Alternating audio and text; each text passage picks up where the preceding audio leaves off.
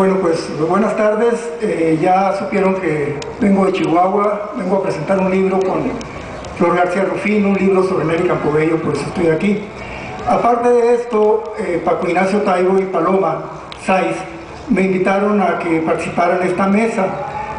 Cuando tuve conocimiento de ello, estuve pensando mucho qué iba a plantear. Yo entendí desde un principio que se trataba de responder a la pregunta ¿historia para qué?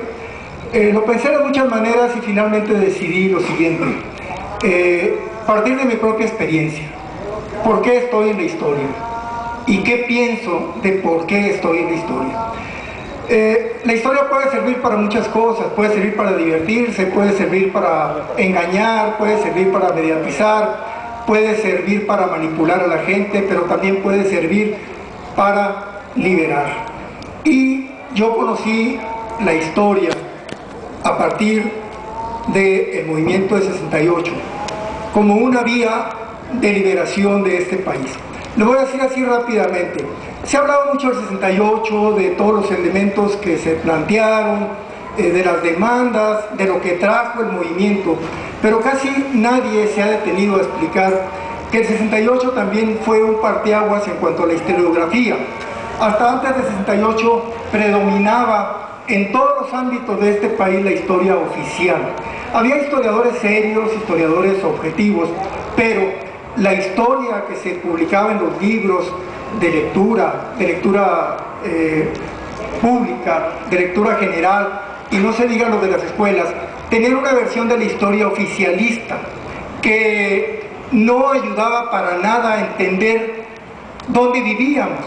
El 68, y hay un dato muy curioso, cuando empezamos a salir en las manifestaciones, se nos vino una tormenta de críticas porque andábamos enarbolando a los héroes extranjeros, a Che Guevara, a Mao Zedong, a Ho Chi Minh, etc. Y de alguna manera, en algunos sectores, no puedo generalizar, sí nos impactó a la hora de pensar en nuestros héroes, que realmente ignorábamos casi todo de nuestra historia y de nuestros héroes. Entonces surge el reconocimiento entre los jóvenes estudiantes de que ignorábamos la historia, y esto nos conduce a preocuparnos por aprender la historia. En aquel entonces fue emblemático el libro de Adolfo Gili, La Revolución Interrumpida, y el libro de John Gumar sobre Emiliano Zapata, que se llamaba Zapata precisamente. Ahorita ya nos parece poca cosa, porque hay mucho más de historiografía, pero en aquel entonces los planteamientos de Gili sobre el villismo, sobre el zapatismo, sobre el cardenismo, nos impactaron y nos obligaron a ir más a fondo. No se diga el libro de Gumar, que nos hizo voltear hacia Emiliano Zapata. Entonces, cuando después del 68 algunos grupos estudiantiles decidimos integrarnos al pueblo, nuestro primer objetivo que llevábamos, si estábamos con obreros organizados o que los estábamos organizando, si estábamos con campesinos o con colonos de las zonas periféricas de la ciudad, era enseñarles, formar círculos de estudio para que supieran cómo habían sido las luchas sindicales en este país, cómo habían sido las luchas agrarias, y salían a relucir los hermanos Flores Magón, y salía a relucir Emiliano Zapata, y salía a relucir Francisco Villa, y en fin, y salía a relucir la Ley Federal de Trabajo y el sindicalismo charro, etc. Entonces, mi primer contacto con la historiografía fue como un arma de lucha.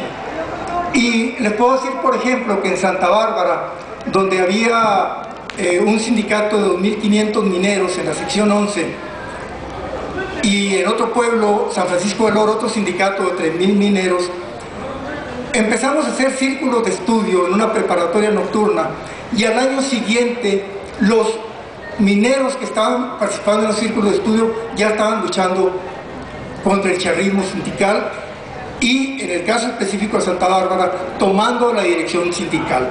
Entonces, para mí la historia yo llegué a la historiografía, específicamente como un medio de concientización, como un medio de organización.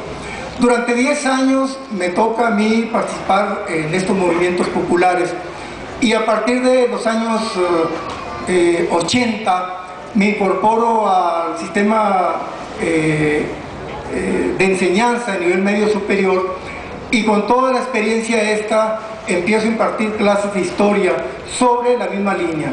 Más adelante empiezo a publicar artículos en los periódicos, y prácticamente de 1986 hasta la fecha eso es lo que hago: divulgar la historia como un arma de lucha. Entonces creo que el movimiento 68, como decía antes, representó una nueva alternativa.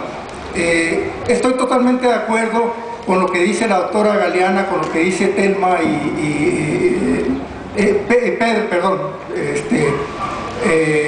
con lo que dicen ellos en cuanto a la cuestión de la docena trágica del panismo.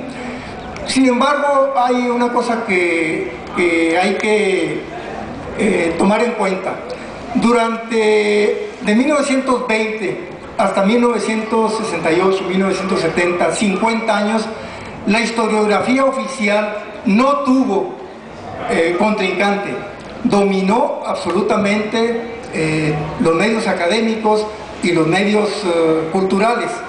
De los años 70 a la fecha, hay toda una corriente muy fuerte, de la que viene también Paco Ignacio Taibo, de la que viene Alejandro Meyer, de la que vienen muchos historiadores, que independientemente de esa docena trágica han estado planteando la historiografía de otra manera. Entonces, esa es la diferencia. A final de cuentas, los 12 años de panismo no hicieron mella en toda esta corriente. Y finalmente, en lo que estamos ahorita, precisamente aquí, y por lo que estamos hablando de la historiografía o de para qué hacer historia, es porque de alguna o de otra manera ustedes aquí vienen a escuchar criterios diferentes a los de Krause, a los de Moreno, a los de Catón, etcétera.